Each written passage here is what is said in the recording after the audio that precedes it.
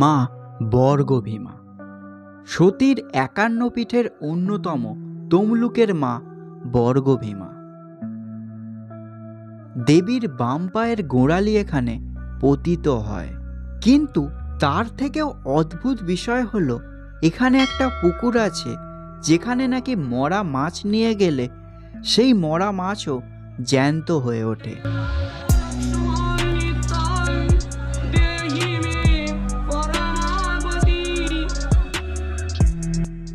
এমনকি হিন্দু বিদ্বেষী কালাপাহাড়, যিনি ইতিহাসে কুখ্যাত ছিলেন হিন্দু মন্দির ধ্বংসের জন্য, তিনি নাকি এই তমলুকে এসে মা বর্গভীমার কাছে শক্তিহীন হয়ে পড়ে।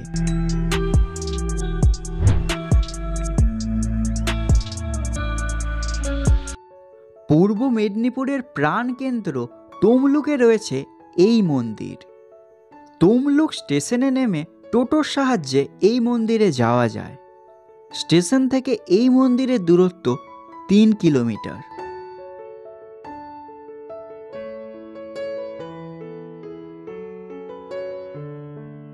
শোনাবো মন্দির প্রতিষ্ঠার পৌরাণিক কাহিনীটি।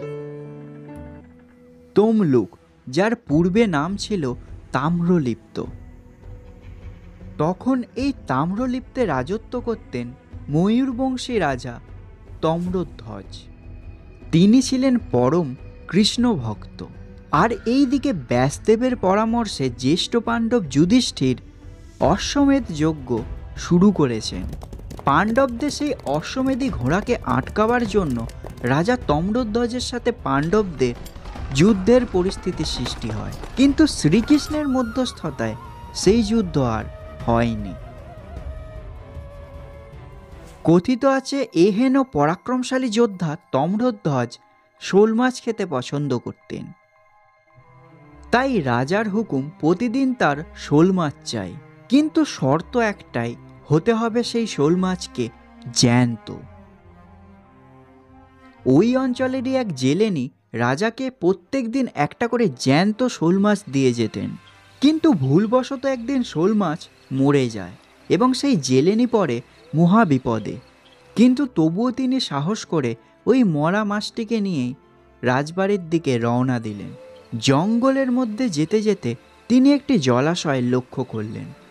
কিছু একটা ভেবেই জেলেনি শোল মাছটিকে মাথা থেকে নামালেন এবং ওই জলাশয় থেকে জল এনে ওই মাছের ওপর ছেটালেন।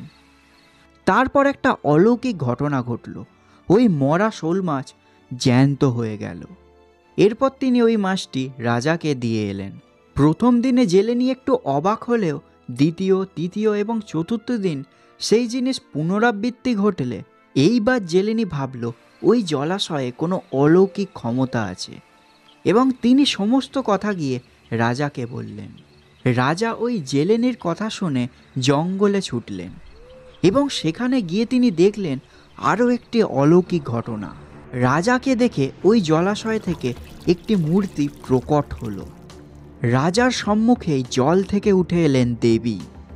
এই অলৌকিক ঘটনার পরেই রাজা ওই স্থানে গড়ে তুললেন একটি মন্দির। শুরু হলো নিত্য পূজা। সেই দেবী আজও পূজিত হয় মা বর্গভীমা রূপে।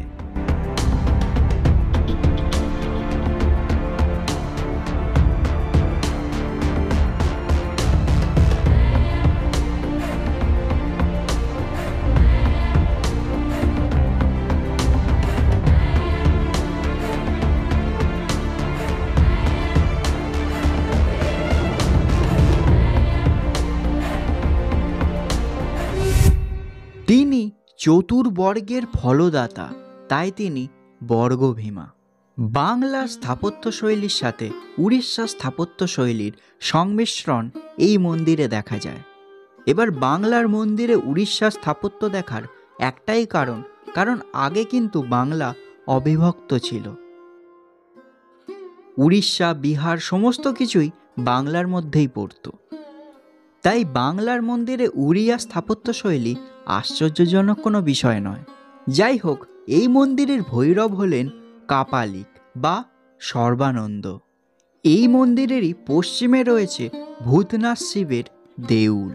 জনশ্রুতি আছে এই মন্দির নাকি স্বয়ং বিশ্বকর্মা নির্মাণ করেন। এই মন্দিরের পুকুরে স্নান করে শিবের ব্রহ্মহত্যার পাপ মুক্ত হয়। বিশেষজ্ঞদের মতে কোনো বৌদ্ধ স্তূপকে রূপান্তরিত করে এই মন্দির তৈরি করা হয়েছে, কারণ সপ্তম শতকে চীনা পরিব্রাজক হিউয়েনসাং যখন তম্রলিপ্ত এসেছিলেন তখন নাকি তিনি ওই স্থানে একটা মঠ দেখতে পেয়েছিলেন এবং বলা হয় এখানে নাকি তখন কোনো মন্দির ছিল না। পরে সেন রাজাদের আমলে বঙ্গে হিন্দুদের প্রভাব বাড়লে ওই মঠ রূপান্তরিত হয় মন্দিরে।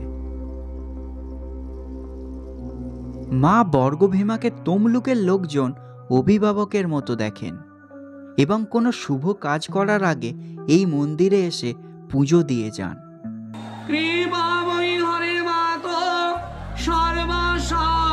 পরিপূর্ণী বরদে ভগদে মোক্ষে কালিকাং প্রণমাম্যহং উমা ব্রহ্মাণি কৌমারি বিশ্বরূপে প্রসীদমি।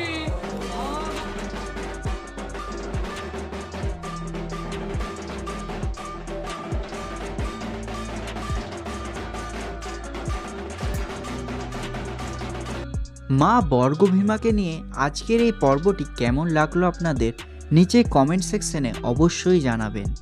এই রকমই আরও অলৌকিক মন্দির সম্পর্কে জানতে হলে আমার এই চ্যানেলটি সাবস্ক্রাইব করে দেবেন এবং এই ভিডিওটি ভালো লেগে থাকলে একটু লাইক করে এই ভিডিওটি শেয়ার করে দেবেন। দেখা হচ্ছে পরবর্তী ভিডিওতে।